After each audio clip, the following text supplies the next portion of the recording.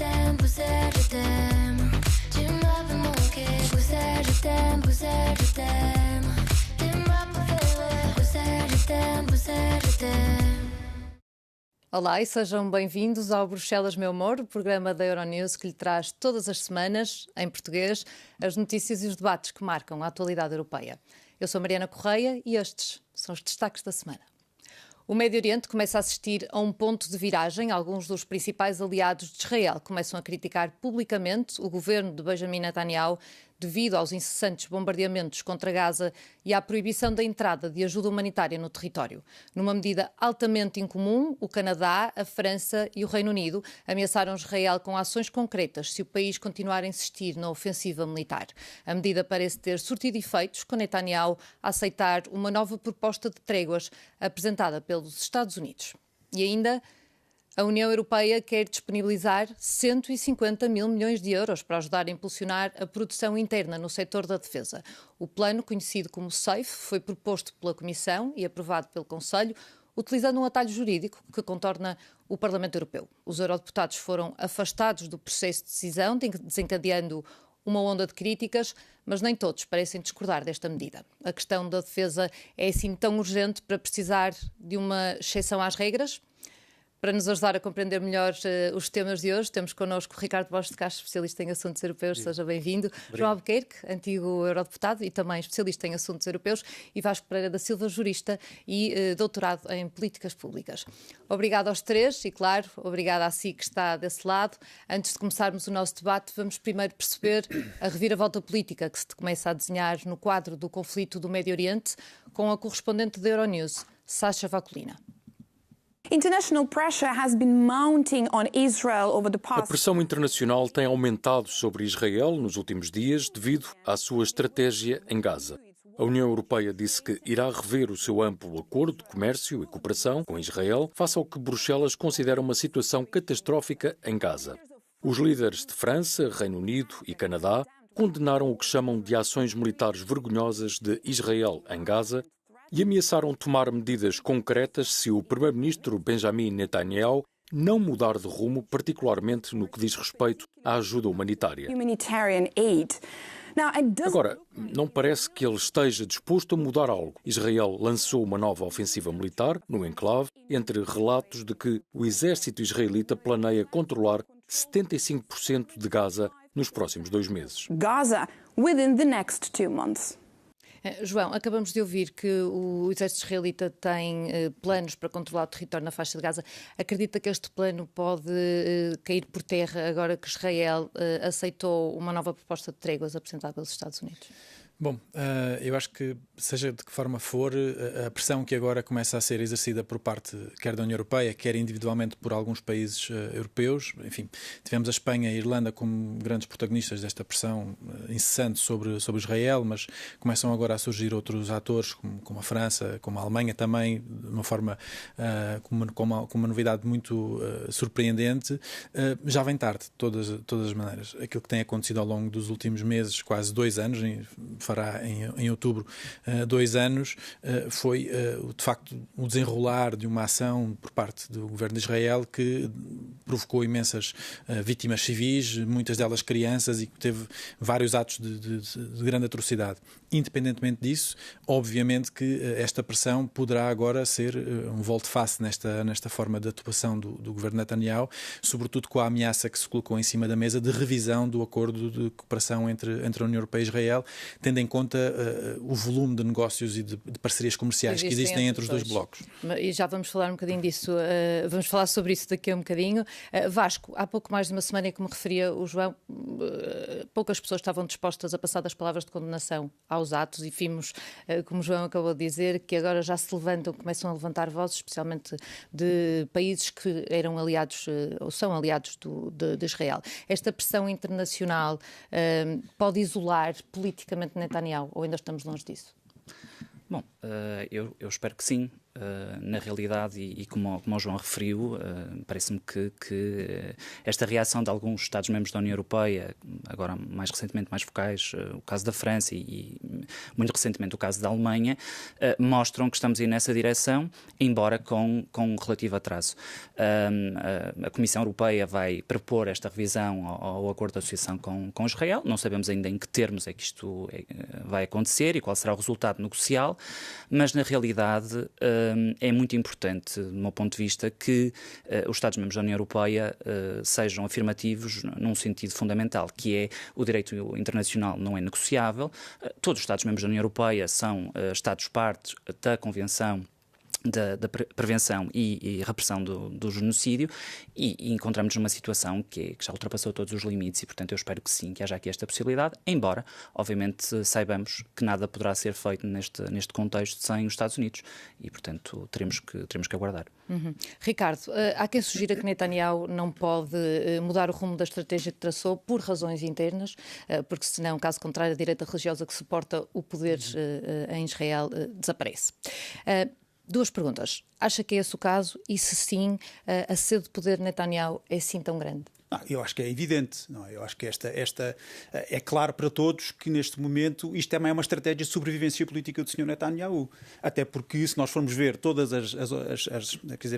os inquéritos de opinião que têm sido feitos também em Israel, já há muitos israelitas, há uma de março, por exemplo, em que 70% da população está descontente com o governo. Portanto, e também com esta situação, pela forma como tem sido gerida, principalmente de continuar, de certa forma, a pôr em causa até a vida dos refugiados por ações que está a tomar. Portanto, eu penso que há aqui, assim, claramente uma estratégia de sobrevivência, mas que eu penso, e eu acho que é exatamente isso também que está a fazer esta mudança, que eu não lhe chamaria ainda uma reviravolta, como vocês chamam. Acho que isto vai ser a passos lentos, mas está, quer dizer, neste momento, mais vale tarde do que nunca, começar a ir na direção certa. Mas eu penso que é que é claro hoje em dia, eu acho que para todos, que esta estratégia também do Sr. Netanyahu põe em causa a segurança de Israel, a segurança futura de Israel também, quer dizer. E portanto eu penso que há aqui assim, e põe em causa, naturalmente, a estabilidade numa área da União Europeia, que, como estava a dizer o Vasco também, é verdade que os Estados Unidos têm mais influência do que a União Europeia tem na região, mas nós, em todo o caso, temos alguns pontos de pressão que poderemos utilizar, também se os utilizarmos de forma estratégica e não descoordenada, como temos feito até agora. João, nós vamos ter que falar aqui das vítimas. Há, obviamente, vítimas de ambos os lados. Israel fala de 1.200 desde o início do conflito, mas os números que nos chegam do Ministério da Saúde de Gaza são impressionantes. Vou ter que os ler. 53 mil mortos, 121 mil feridos, 2 milhões em risco de fome iminente. Se a violência não acabar nos próximos tempos, nós arriscamos-nos a assistir a uma das maiores catástrofes humanitárias do século XXI. Foi preciso chegarmos até este ponto para a comunidade internacional começar a agir?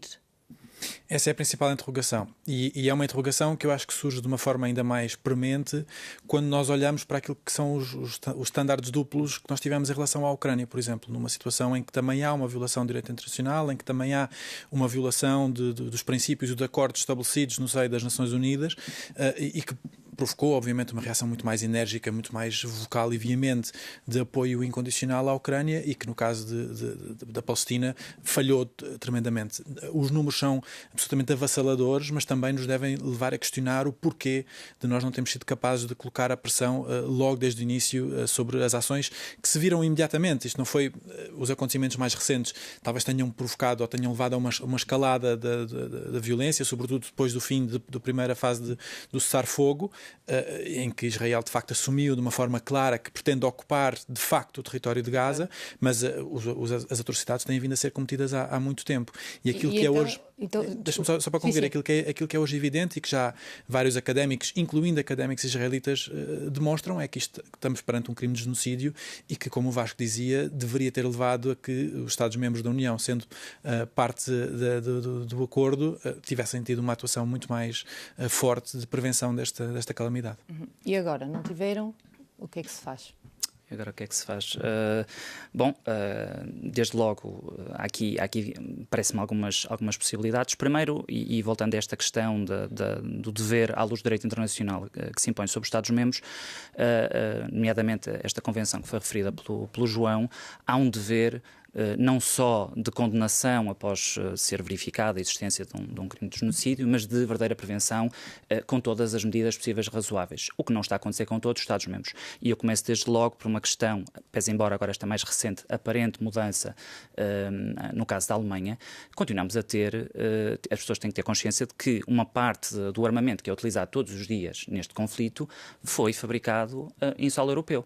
E, portanto, apesar de ter havido uma ação liderada por Espanha para o embarque de armamento, tem que se fazer mais neste campo.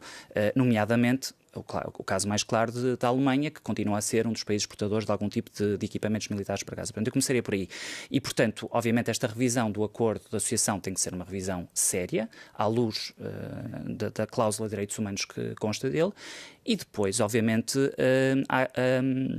penso que também tem a ver aqui uma preocupação da União Europeia, tal como já tem acontecido no caso particular da Ucrânia, que é olhar a longo termo e pensar também já na reconstrução e o que é que acontecerá depois deste conflito terminar. Por falarmos em acordo, a Europa é o maior parceiro comercial de Israel. O acordo de associação entre os dois abrange temas que vão desde o diálogo político até à agricultura e à troca livre de mercadorias. A União Europeia decidiu agora rever este acordo e nós quisemos saber o que é que isto significa. Explica-nos David Rigolet-Rose, do Instituto Francês de Assuntos Internacionais e Estratégicos. Vamos ouvir. C'est évidemment un signalement politique très fort qui a été... É claramente um sinal político muito forte que foi compreensivelmente mal recebido em Israel, mas isso não significa que o acordo se tornará nulo. Une étape qui marque une évolution effectivement très nette. É simplesmente um passo que reflete uma mudança clara na retórica sobre as consequências da guerra em Gaza. De toute façon, il y a pas une unanimité. De qualquer forma, não há uma posição unificada entre os 27 Estados-membros da União sobre esta questão. Na verdade, muitas vezes há opiniões muito Il y a diferentes. parfois des appréciations très différentes. Por falar em opiniões muito diferentes, Ricardo, nós sabemos que as decisões na União Europeia têm que ser tomadas por unanimidade e que a suspensão total do acordo vai ser difícil porque temos a oposição tanto da Hungria como da República Checa. Mas não só. E não só. Estes dois países têm sido os que têm chamado mais a atenção. Como é que se contorna isto? Por exemplo, há a opção de votar por uma maioria qualificada ou isto nem sequer está em... Quer dizer, na questão essencial da suspensão do acordo, não. Tanto, quer dizer, o Vasco é que é o jurista, mas quer dizer, eu creio que não é possível fazer e eu acho que nós também temos que pensar, refletir, se bem que eu acho que foi o passo certo dado na direção de fazer rever o acordo, ou seja, rever aquilo que Israel está a fazer à luz do artigo 2º do acordo de associação, que pressupõe o respeito de direitos humanos e da democracia. Agora, nós corremos aqui um risco também, que é a Comissão Europeia, não sabemos ainda quanto tempo é que esta revisão vai demorar, mas é que se chegamos à conclusão que sim, que Israel claramente violou os direitos humanos, mas depois não agimos. Não é? E este é um risco muito grande politicamente, mais uma vez, vamos perder um pouco da credibilidade que teríamos. Há hoje em dia, quer dizer, já se começa a pensar em maneiras, de como contornar isto. Uma das maneiras, como escreve, por exemplo, como escreveu esta semana a Natalie Tocci, que é uma analista de assuntos internacionais italiana, ela diz que é eventualmente possível suspender, através de uma maioria qualificada, um sistema de preferências comerciais, por exemplo, com Israel. Aí seria na política comercial, que pode ser feita pela Comissão, e que pode ser aprovada por uma maioria qualificada, há esse caminho eventualmente, mas claro, se tanto a Itália, por exemplo, como a Alemanha ficarem de fora, será muito difícil atingir aqueles 65% da população europeia que teria que estar representada nesse voto. Posso acrescentar claro. Só aqui uma coisa que eu acho que é importante, que é o que é que a União Europeia vai fazer, supondo que o conflito chegaria a bom porto nos tempos próximos, o que é que se faria em relação ao reconhecimento do território ocupado por Israel? E eu acho que este ponto é muito determinante quando nós estamos perante a possibilidade de negociar também um cessar-fogo ou na tentativa de acordo de paz entre a Ucrânia e a Rússia. Vamos ceder, capitular nas questões de direito internacional e no reconhecimento do território estabelecido para a Palestina, quando na Ucrânia pomos isso como uma linha vermelha e dizemos que não pode haver cedências territoriais por causa do respeito e da inviolabilidade do direito internacional. Esta questão para mim é uma das mais importantes e de que forma é que a União Europeia se vai posicionar nesta matéria será determinante para o futuro das relações internacionais. Ricardo... Não, eu penso que sim, eu estou de acordo com o João. Acho que a questão, vamos ver uma coisa, aquilo que é, a única coisa que os Estados-membros da União Europeia, ou das poucas coisas que os Estados-membros da União Europeia estão de acordo, é na solução dos dois Estados. As ações de Israel, neste momento, tanto na faixa de Gaza como na Cisjordânia, vão contra esse objetivo. E, portanto, é preciso que nós também tenhamos, de facto, consciência que isto vai prejudicar aquilo que é o objetivo último da União Europeia. Quer dizer, há uma coisa que nós não podemos esquecer. Isto é uma matéria, de facto, muito difícil. Se isto fosse fácil resolver, nós já não estaríamos a ter esta discussão. Mas aquilo que acontece é que isto divide as sociedades europeias a meio também. É um problema, porque nós, da mesma maneira que nós não podemos tolerar antissemitismo, também não podemos tolerar a islamofobia. Há coisas que não têm qualquer justificação, como já foi dito aqui assim, uma criança ucraniana ou uma criança palestiniana é tão importante como uma criança ucraniana. Quer dizer, nós aqui não devíamos ter... Ou israelita Exato. Quer dizer, mas não devíamos ter aqui assim um bocadinho, não devíamos ter dúvida quando nos colocamos a nós próprios esta questão. Há uma questão de incoerência na atuação, parece-me, dos Estados-membros neste contexto, como bem o Ricardo e o João referiram, e de facto que prejudica outras dimensões da relação com países terceiros. Portanto, aqui não pode haver dois pesos e duas medidas. E este último ponto também focado pelo Ricardo me parece muito importante, que é a questão do reconhecimento da Palestina e esta solução dos dois Estados, porque de facto o que Israel está a fazer é, de facto, contribuir para que não exista nenhuma Palestina para ser reconhecida no final deste conflito. E de facto, desde 1948, apenas poucos países, como por exemplo a Espanha, a Noruega e a Irlanda, é que reconheceram o Estado palestiniano como...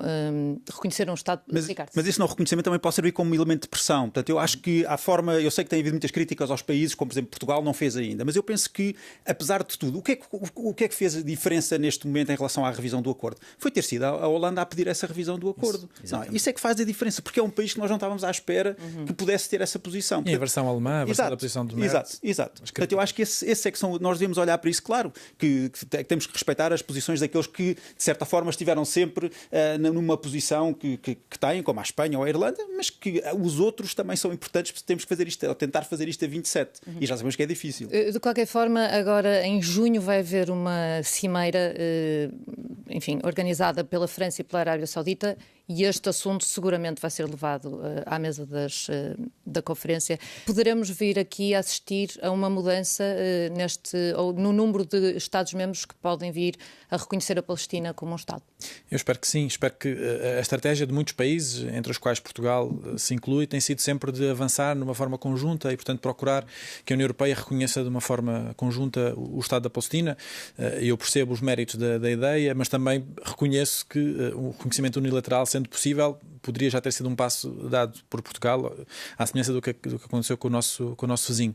De todo modo, até mais importante do que isso é perceber de que forma é que esta cimeira poderá ser o retomar da influência que a União Europeia tem como mediador, como agente diplomático na região, ocupando um espaço que os Estados Unidos parecem, do ponto de vista diplomático, terem abandonado recentemente, por se estarem a afastar do caminho do multilateralismo e, portanto, se afastarem da resolução pacífica dos conflitos, e que a União Europeia seja capaz de retomar esse papel muito importante que sempre teve no mundo e que agora será ainda mais fundamental que possa vir a retomar.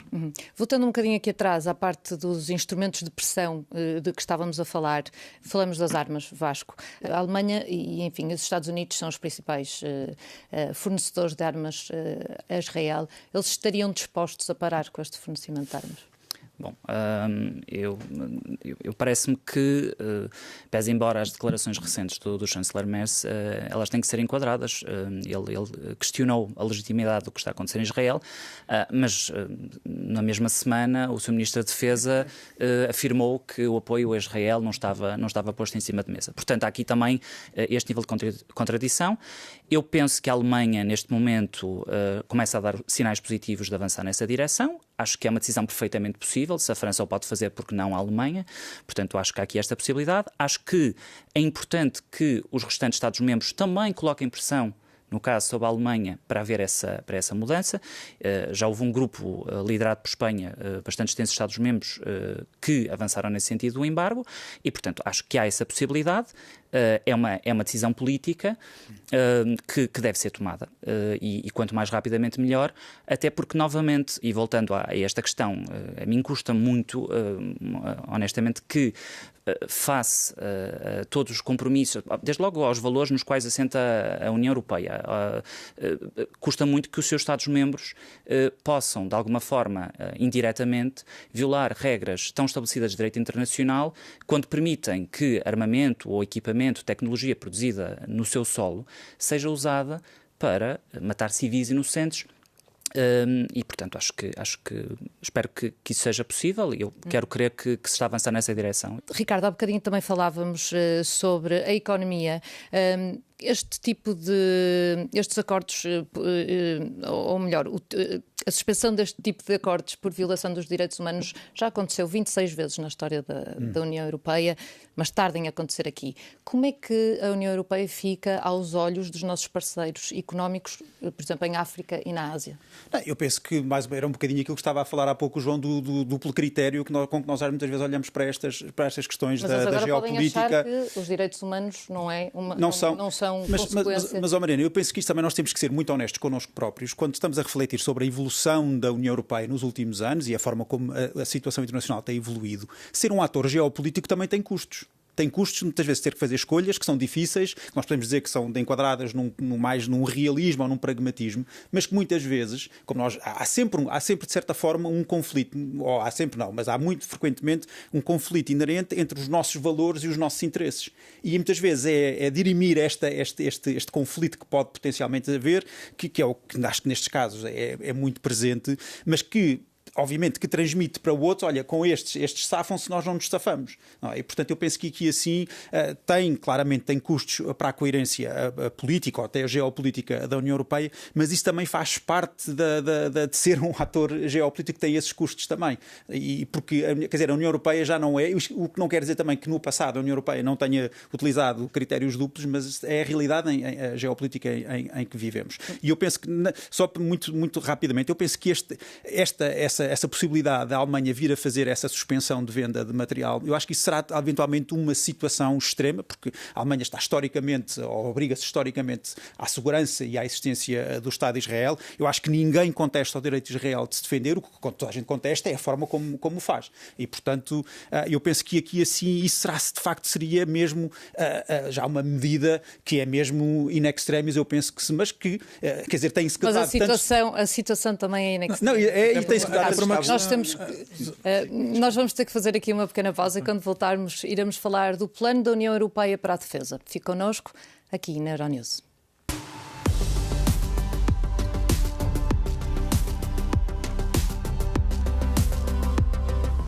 Bem-vindo de novo ao Bruxelas, meu amor, e à conversa com os nossos convidados. Por detrás do acrónimo SAFE esconde-se uma aposta arriscada e talvez o início de um divórcio militar em relação a Washington. SAFE significa Segurança para a Ação para a Europa, um plano sem precedentes de 150 mil milhões de euros para revolucionar a capacidade de defesa do velho continente. A Comissão Europeia propôs o SAFE através de um instrumento legislativo que lhe permite contornar a votação do Parlamento Europeu. E para saber mais sobre o que se passa, falamos com o deputado italiano Mario Fuori. Noi chiediamo assolutamente due cose. Estamos a exigir duas coisas. Ou a base legal é alterada, que é na verdade a mesma posição adotada pela Presidente Metsola após a votação da Comissão Júri, quando ela pediu à Comissão Europeia para mudar a base legal, porque nos opomos claramente ao plano de rearmamento, não só a nível substancial, mas também a nível jurídico. Este parecer jurídico afirma claramente que está errado. Em termos de procedimento, o Parlamento não pode ser ignorado.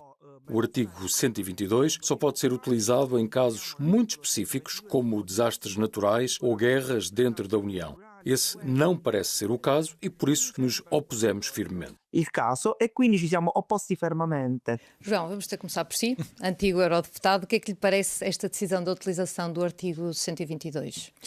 Parece-me que vem num contexto de uma linha adotada nesta nova Comissão von der Leyen, de certa maneira passar um pouco por cima do Parlamento. Tem sido o caso com os omnibus de tentar rever algumas da legislação que foi aprovada no mandato anterior relativamente ao pacote ecológico europeu e que agora tem continuidade neste entendimento de que o Parlamento se estará a tornar um empecilho à ação mais eficaz ou efetiva que a Comissão Europeia pretende imprimir neste segundo mandato.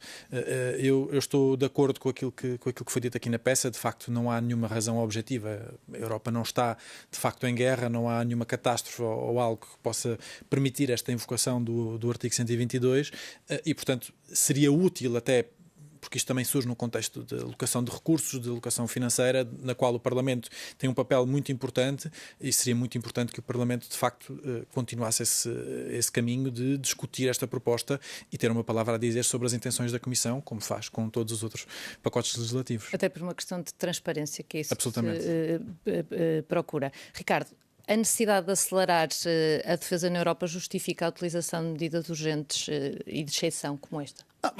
Pode justificar, como por exemplo justificou durante a pandemia ou até no SURE, também naquele programa que foi feito em relação ao emprego. Eu aqui tenho uma posição, acho que tenho duas posições. Tenho uma posição que acho que a transparência e esta fiscalização por parte dos parlamentos é fundamental, e eu acho que vejo até mais a posição, não deste senhor eurodeputado que diz que também é contra a substância daquilo que é preciso fazer do ponto de vista da segurança e defesa, e isso eu não estou de acordo com ele, mas vejo mais a posição da Presidente Metsola, que disse, não, quer dizer, estamos de acordo quanto à substância daquilo que é preciso, o que é que o SAFE faz, mas não pela forma como está a ser feito. Eu vejo isto mais um bocadinho por aquele prisma que o João estava a ver, que é, isto é abrir mais um precedente para que a Comissão possa funcionar mais vezes nisto, e é isto que o Parlamento quer dizer, não podemos adotar este mecanismo para todas as situações. E eu penso que aqui, em todo o caso, a União Europeia quis dar um sinal político, também internacional, até antes da cimeira da NATO, para ter estas coisas preparadas para arrancar. Portanto, eu penso que aqui assim foi um equilíbrio, enfim, nunca vai haver, nunca vamos ficar todos contentes pela forma como estas coisas às vezes são feitas. Até porque a maioria dos eurodeputados depois acabou por chumbar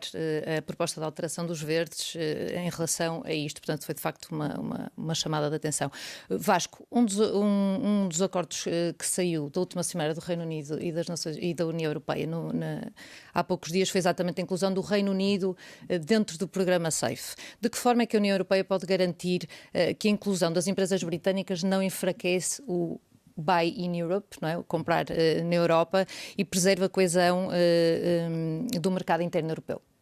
Bom, este mecanismo, este instrumento SAFE, prevê exatamente que para haver acesso a este financiamento têm que estar envolvidos pelo menos 2 países, incluindo necessariamente um dos Estados-membros da União Europeia. E, portanto, a partir daí, parece-me que há aqui esta possibilidade. Houve muita pressão no processo de negociação deste instrumento, segundo soube, sobretudo por parte da França, para haver aqui uma parte muito substancial deste financiamento que fosse usado exatamente para o Buy European, mas faz todo sentido, no atual contexto geopolítico, envolver, no caso particular, o Reino Unido, mas também a Ucrânia, que também é visada por este mecanismo, e, portanto, parece-me que há essa possibilidade. E convém aqui dizer que, só acrescentar que no caso do investimento no setor da defesa, que é um setor em que temos um efeito multiplicador económico muito grande e com um grande impacto no setor da inovação, é normal, é muito natural este tipo de cooperação com países como o Reino Unido. Aliás, nós temos um caso muito recente de uma startup portuguesa, a Takeover, que anunciou um investimento de 400 milhões de libras no Reino Unido para desenvolvimento tecnológico na área da defesa, na área dos drones e da vigilância. Portanto, não dá para fechar inteiramente fronteiras. Há aqui uma grande necessidade de cooperação com o Reino Unido nesta dimensão, parece-me bastante claro, e, portanto, acho que será possível encontrar esse... E aproveitar a janela de oportunidade da alteração do governo bastante mais próximo, ao que tem procurado muito mais sinergias com a União Europeia, e eu acho que isso é fundamental. Mas isto não pode, por exemplo, aumentar o risco depois das dívidas públicas dos Estados? Não só esse risco, porque obviamente o acesso a financiamento, isto seria feito através de linhas de crédito, obviamente pode ter esse efeito, apesar de eles poderem vir a ser excluídas das contas do déficit orçamental dos países, mas mais importante do que isso, no meu entender, e que também vem um bocadinho em linha com o discurso muito recente da Presidente da Comissão Europeia sobre a paz europeia, em que não referiu uma única vez a dimensão social da Europa, é de saber de onde é que vão ser retirados recursos, eventualmente, para financiar este esforço. Eu concordo inteiramente com aquilo que o Ricardo diz. Na substância, eu acho que isto é uma necessidade premente que a União Europeia tem, de reforçar o seu hard power, portanto, a sua capacidade de coordenação interna, sobretudo, mas é preciso perceber de que forma é que isto vai ter impacto noutras áreas fundamentais da União Europeia, seja as políticas de coesão, seja a dimensão social europeia, e isso, sobretudo neste caldeirão político de populismos, em que as pessoas sentem a sua qualidade de vida a deteriorar-se, pode, de certa maneira, agravar ou alimentar este crescimento do populismo por via da diminuição das condições de vida das pessoas. Ricardo, concorda? Eu concordo e dar um ponto que também é importante, como o João estava a dizer, isto tem implicações em muitas áreas de políticas públicas e também muito deste dinheiro vai ser gasto nacionalmente. Portanto, há aqui também um papel muito importante para os parlamentos nacionais na fiscalização de tudo isto que vai ser feito. Como sempre, pode ver as últimas notícias sobre este assunto nas nossas diferentes plataformas. Obrigada aos nossos convidados e a si que está desse lado. Até já.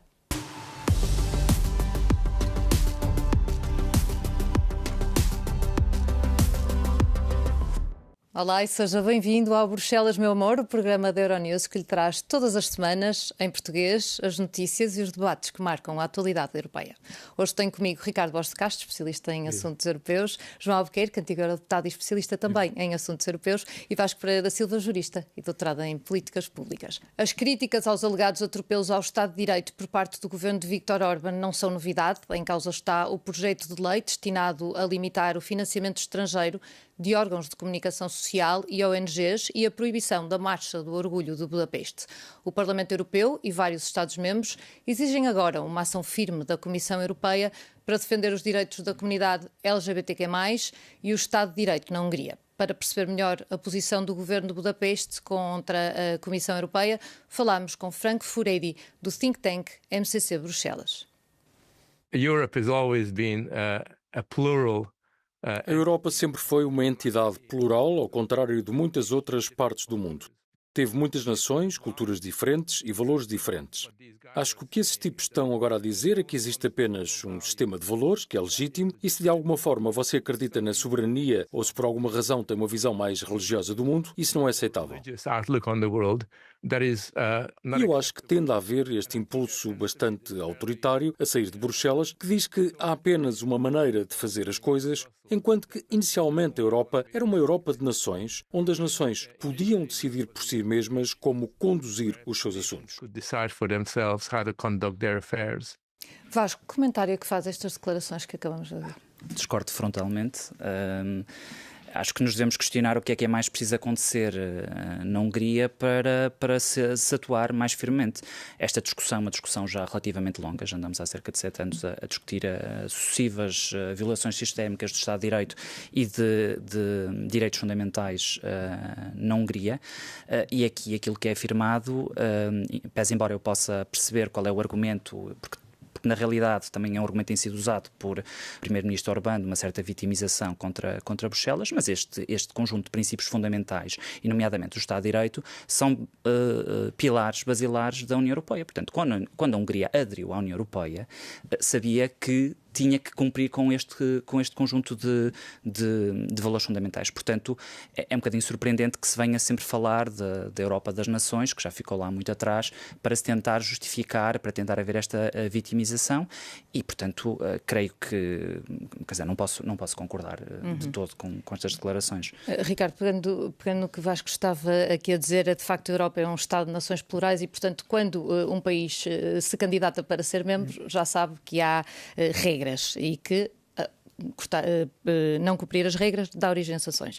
Isto pode acontecer, de facto, a perda do direito de voto da Hungria, e se isto é o primeiro passo para a saída do país da União Europeia? Não, eu penso que, quer dizer, muito honestamente, acho que isso seria muito difícil acontecer, até porque se antes a Hungria e a Polónia, por exemplo, ajudavam-se um ao outro nestas questões, agora seria a Hungria e a Eslováquia, por exemplo. E mesmo assim, eu diria, há muitos países, há muitos Estados-membros, eu não sei dizer, se me perguntar quais são exatamente esses que fazem isso, há muitos que se escondem atrás da posição destes que são mais vocais, para não terem que se pronunciar sobre esta questão, mas eu creio que abrir esse precedente seria um precedente, quer dizer, por isso é que lhe chamam a bomba atómica, é mesmo de facto, é o final daquilo que se pode fazer. E em relação à saída do país, neste momento, com os tratados que temos, o país só sai se o Sr. Orbán quiser sair. Mas temos também que pensar que, neste momento, o Sr. Orbán, ou o partido dele, vem em segundo nas sondagens desde há vários meses. Eles vão ter eleições para o ano e, portanto, pode ser que seja a democracia, pode ser que seja a democracia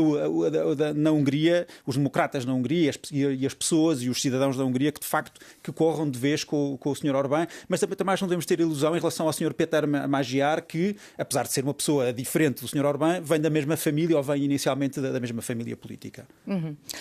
Uma das eurodeputadas mais críticas a Budapeste é a holandesa Tineke Strik. Fomos ouvir a opinião desta deputada dos Verdes no Parlamento Europeu.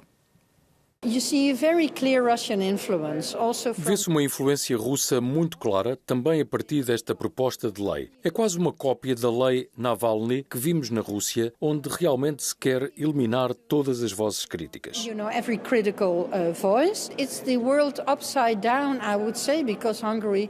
É o mundo ao contrário, eu diria, porque a Hungria faz parte da comunidade europeia. No entanto, vê e entende a União como o maior inimigo. E isso significa que a Hungria está a alienar-se muito da comunidade europeia e também dos valores que a União Europeia está a tentar defender. João, estas declarações são duras. A Hungria vê mesmo a União Europeia como um inimigo? Como inimigo, eu diria que será difícil assumir, nem acho que seja saudável que assim seja. Obviamente, a Hungria é um Estado-membro, não é um inimigo, muito menos sequer o governo de Viktor Orbán. Não pode ser nesses termos que se colocam as coisas. Mas talvez aqui seja o ponto em que eu discordo um pouco mais daquilo que o Ricardo disse, que é, eu percebo que a invocação do artigo 7º seja de facto uma bomba atómica e que possa ser um último rácio de atuação contra a Hungria. Mas aquilo que se tem verificado é que as sucessivas suspensões de fundos, que depois acabaram por ter uma reversão ainda numa data anterior e que têm provocado tensão entre a Comissão Europeia e von der Leyen, em particular com Orbán, a única coisa que têm provocado é um aumento da influência de Orbán na Hungria, porque têm utilizado essa suspensão de fundos como a criação do inimigo comum. Vejam, Bruxelas está aqui contra o povo húngaro, está contra vocês, não quer o desenvolvimento da Hungria através de financiamento europeu. E, portanto, eu sei que na conjuntura política o Ricardo está absolutamente certo, no sentido em que dificilmente será atingível pelo apoio dos outros Estados, mas seria, eu acho, muito mais prejudicial para as intenções do Sr. Orbán estar suspenso da participação das decisões a nível europeu por via da suspensão do direito de voto e ter que acatar as decisões que são tomadas a nível europeu, do que esta contínua suspensão de fundos que depois Orbán utiliza como propaganda, enche as caixas de correios. Eu estive na Hungria várias vezes, ele enche as caixas de correios dos húngaros todos com propaganda anti-União Europeia, dizendo que isto é uma cruzada de Bruxelas contra Budapeste. E, portanto, os efeitos que se têm sentido na prática desta política que tem vindo a ser seguida não têm dado frutos e têm levado a que Orbán sucessivamente consiga os frutos desta chantagem que faz sucessiva a Bruxelas. Hoje a Hungria, temos a Roménia, que teve em vias de poder entrar nessa situação, a Eslováquia, mas também a República Checa poderá estar nessa situação. Portanto, não é só agora o caso presente, é também aquilo que pode significar no futuro com outros países. O programa vai ter que ficar por aqui. Queria agradecer de novo aos meus convidados por terem aceitado o nosso convite e um especial obrigado à si que está desse lado por nos ter feito companhia. Se quiser deixar as suas sugestões ou comentários, já sabe, escreva-nos para bruxelasmeuamor@euronews.com. Quanto a nós, voltamos em breve com mais notícias, sempre em português, aqui na Euronews, porque Portugal também tem uma voz na Europa. Fique bem, até lá.